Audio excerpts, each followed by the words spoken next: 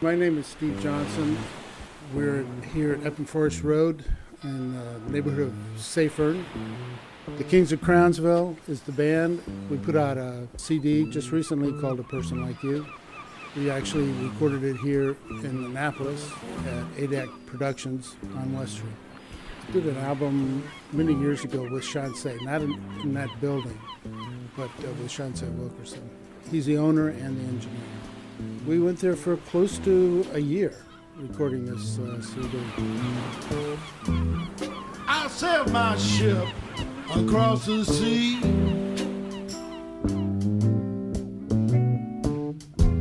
from Baltimore to Mozambique, weighed anchor in the port of Singapore, across the Pacific to the coast of Ecuador. But I have never met a person like you. My name is David Vermette. I'm the bass player in Kings of Crownsville and also a singer and occasional songwriter. I'm the new guy in the band. I've been in the band for only 6 years now. I'm perpetually the little brother in the bands that I'm in because I'm under the age of Methuselah, which makes me the little brother in this ensemble. I did contribute one song to our latest CD, A Person Like You. It's called Play Some Music and Go Home, which is the last tune on the record. We're very happy to have a professional production of our music with this particular configuration of the band. I have a master's degree from the New England Conservatory of Music, so I'm a conservatory-trained musician, quote unquote. That doesn't really mean a lot. It means that I started out in a garage band, and then I got into jazz, and I wanted to learn some more about jazz, so I studied with some great teachers like bass player Cecil McBee and pianist Rand Blake. I might also mention that I'm the author of a book called A Distinct Alien Race, which is a history book. People can Google my name, David Vermette, and the title, A Distinct Alien Race, and they will learn more about it. So when I'm not being a musician, I'm a writer. Hello, I'm Ed Justice. I play trumpet and sing, and also a little auxiliary percussion. I've been playing in the band a little longer than Mike. I've been in the band about 7.5 years. I've been playing trumpet since I was in elementary school. I was actually a music major for a short time and looked around, and musicians weren't making enough money, so I changed my major. But that's what I do, and I've contributed a lot to the horn arrangements of the band, too. I'm a financial analyst. I was working for the federal government, but I'm retired now. Hi, I'm Jim Tavener. I play trumpet, trombone, congas, and other things, and do some backup vocals for the band. I've been here since, I guess 8 years now. I started on trumpet when the original band just had a single trombone player, and he brought me in, and then he left. So I moved over to trombone. We all participate in all the arrangements. The horn arrangements are mainly Ed's. I help. I generally will play or sing the voice that's left over, the fifth voice, either the very high falsetto or the bass. Good morning, I'm Mike McCormick. I've, in this configuration, been in the band the longest, I guess, which is nearly 10 years.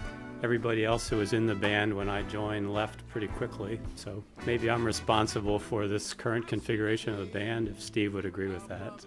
I play keyboards and love to sing a few leads. We do a lot of vocal harmony in the group, which I really love.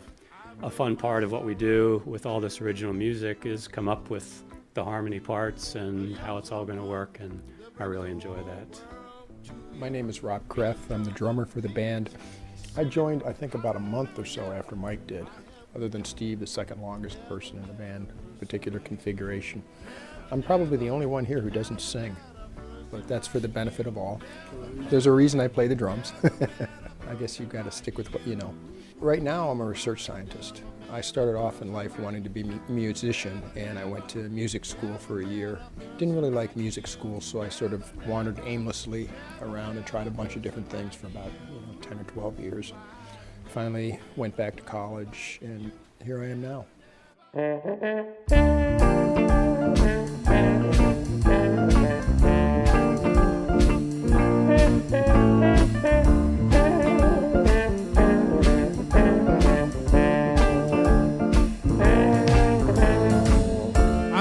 walking in the pouring rain. This night is like a ball and chain, and it's strange. What can happen to you? This life is just a tune on a fiddle, a big donut with a hole in the middle. My whole world's starting to turn Picasso blue.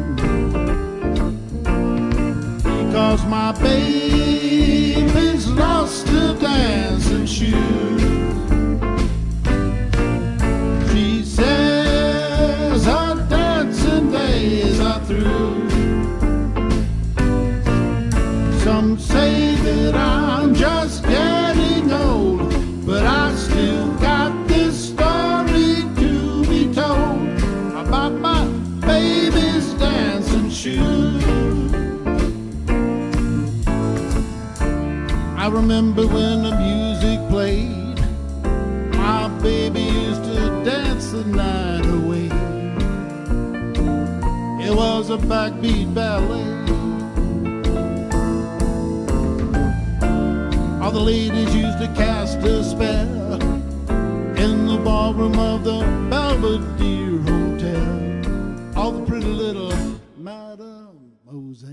Well, I think what's unique about the band is the way the arrangements are done cooperatively. So when Steve comes in with a song, he's basically playing and singing the song and playing it on the guitar, and then everybody adds their bit to it. So we even change the feels of the song sometimes. We'll move a part, we'll say the bridge works better there, or maybe the piano solo should be here. So I really enjoy the arranging in the band. In terms of my role as a bass player, I find it very creative because the band is somewhere between a roots rock band and a jazz band. It has jazz-like soloing in it. I think somebody joining this band would be required to have some jazz chops. It kind of sits between musical styles in a way I find really interesting and challenging. Dancing at the Belvedere. It's got some walking bass parts in it. It's got some parts in it that are a little bit like a Beatles type of bass part, like a Paul McCartney kind of a bass part. And I just think that the arrangement flows very naturally. And I think it takes advantage of some of the things that I do well, like constructing a walking bass line and that kind of thing.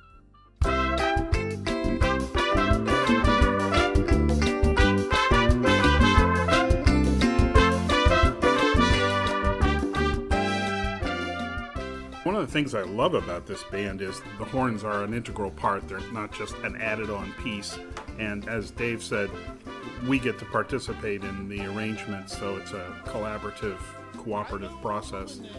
Occasionally, I go off and write something at home and bring it in, and you know, it never survives the interaction unchanged. It always gets changed, and always for the better. As I said, I was a music major for a short time. I didn't ever graduate, never got a degree, but I've always been interested with the music arranging software that's around these days. It's actually much easier to arrange things than it used to be. You used to have to hear it in your head and write it down. Now you can write it on the computer screen and listen to it instead of play it back, so that's a lot easier. But I also do horn arrangements for a couple of other groups that I'm in. So a good example of call and response would be Modern Life, where the horns have this lick that keeps repeating through the whole piece again and again, and it's just like the interlude between each of the verses that turns into a solo in the middle that kind of gets the two horns together into this big crescendo, and then we go right back to the band singing the verses. That's a good example of call and response. And almost every piece has solos, whether it's, you know, the horns or the piano or the bass or guitar or whoever. They all do solos. I can't think of a song we don't have a solo, at least one in.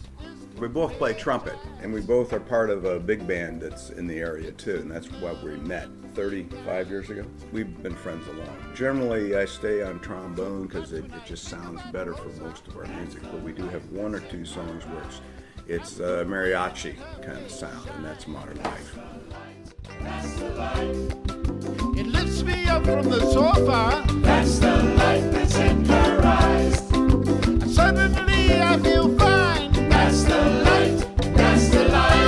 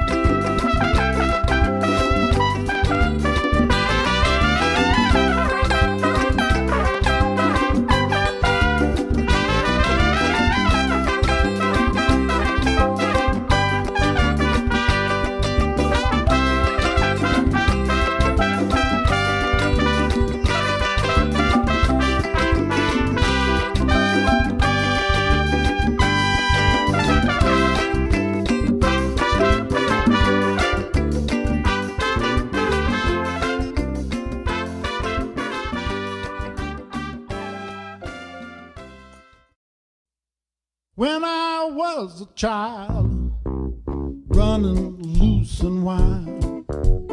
In my early years, back in Mississippi, yeah, I used to feel so free, playing beneath the pecan trees, and I wonder what them years have done to me. You may think I'm foolish and silly, but I'm getting mighty tired of this overcrowded city. I think I'm gonna build myself a boat. Build a boat. Make sure that boat can float and let the Mississippi take me home.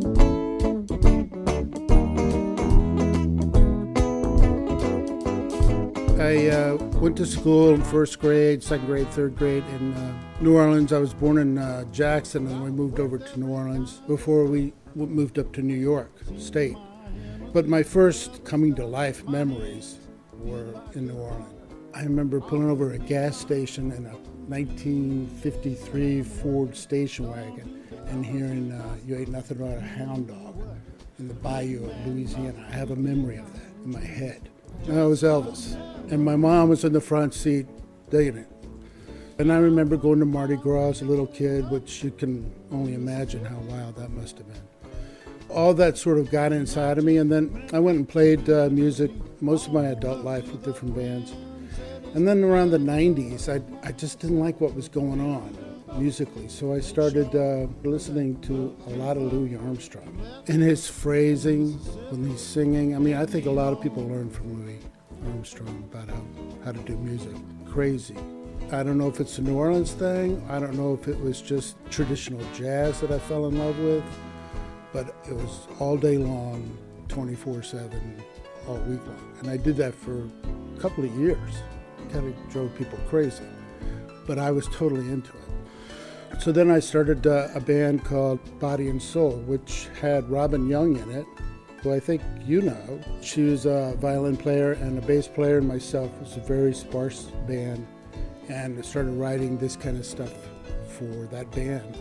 And then that band ran out. Robin moved to Ohio, and I started this one in about 2005. At first, I just wanted to have music in the house, so I just invited musicians that I knew, and I had this orientation, musically where I wanted it to go, so I got people that could play that kind of stuff. We were together for about 4 or 5 years, and then there were some young players, and they got families and got kids. This is my dog walking by right now. So they left, and then I started picking up.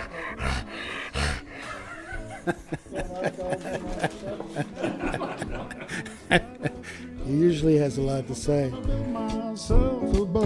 a boat, make sure that boat can float, and let the Mississippi take me home.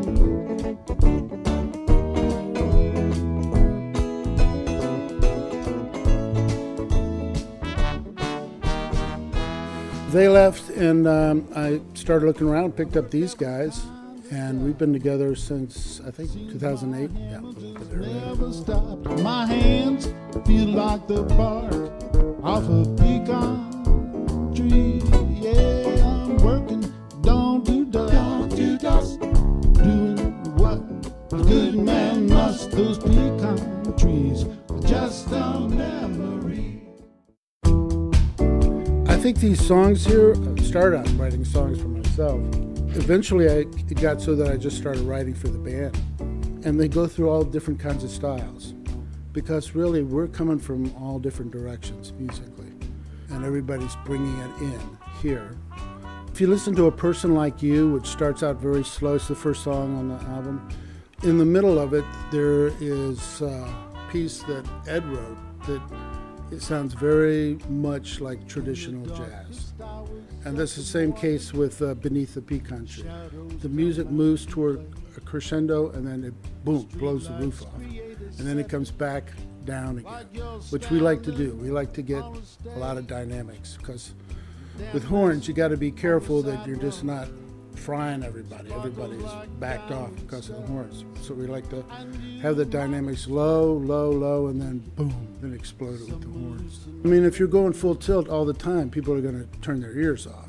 The idea is to invite them into the music, and then you open the door up and let it go.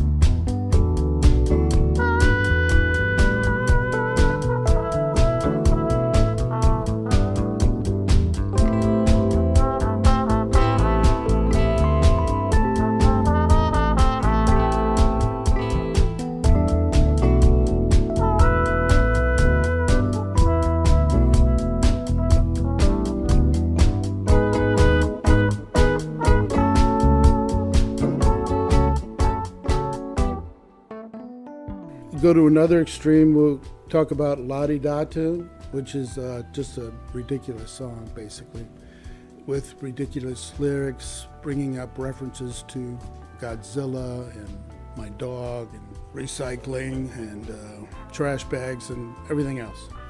But it's a sing-along song because we have a lot of vocals, and I think people like to hear that, and we see people out in the audience singing along with us anyway, so we invite people to sing this song, and I think you were there at 49 West.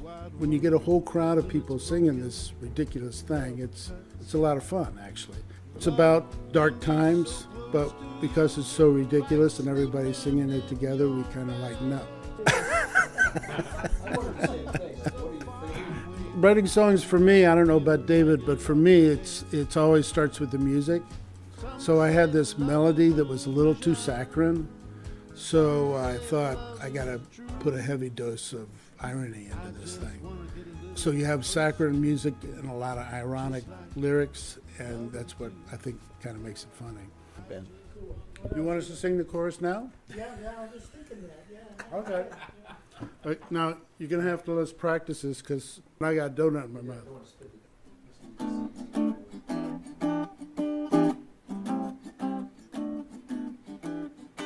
Why you wearing that frown?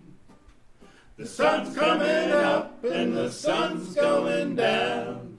Instead of all this gloom, you gotta start singing a la-di-da tune. Let's do it again. Why you? I need a verse. Start on just play half a verse and then get into it. My dog is out walking. My dog is out barking. Again at the neighbors. I forgot to put the garbage in separate containers. I woke up this morning looking like a stoned raccoon. I gotta start singing some la-di-da tune. Why you wearing that frown? The sun's going up and the sun's going down. Instead of all this gloom, gotta start singing a la-di-da tune, la-di-da. I can't hit that note at 10 o'clock in the morning. Sorry. I just can't do it. Why you wearing that frown? The sun's coming up and the sun's going down. Instead of all this gloom, you ought to start singing la-di-da tune, la-di-da. This world is an accident that's already happened. La-di-da. That was written on a wall down in Lower Manhattan. La-di-da. So if your mind is about to go boom, you gotta start singing some la-di-da tune, la-di-da. La-di-da. Yeah, yeah, yeah, yeah, yeah. La-di-da.